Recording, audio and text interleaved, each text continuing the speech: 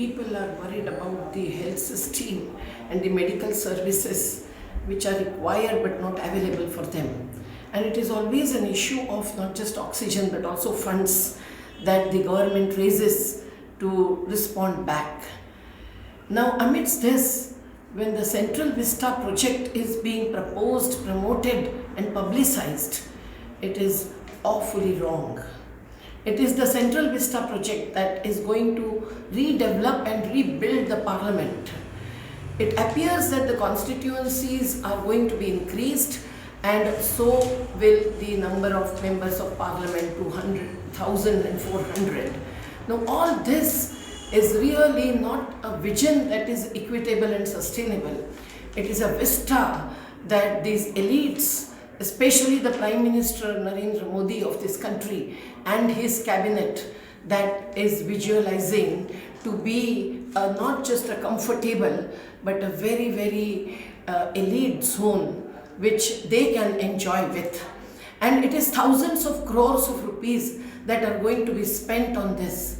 Whether it is Tata or Ambani or Larsen and Toubro, whosoever gets the bidding through the tendering process, that is immaterial for us. But why is there a need to rebuild the parliament building costing 861 crores? Why is the whole vision and vista of theirs, not the common people's, that is going to rebuild the defense enclave right next to the north and south block, demolishing the buildings which have been there since British days, which are considered as a heritage?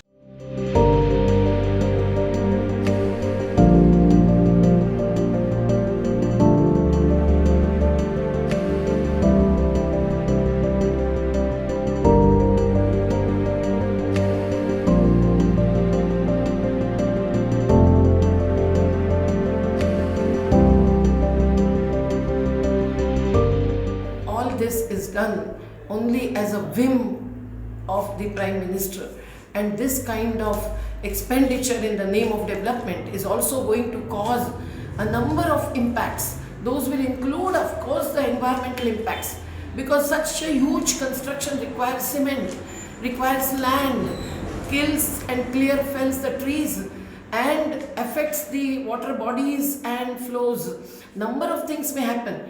Is there a full-fledged impact assessment of this project, and has it been cleared by the Central Ministry of Environment is also a question.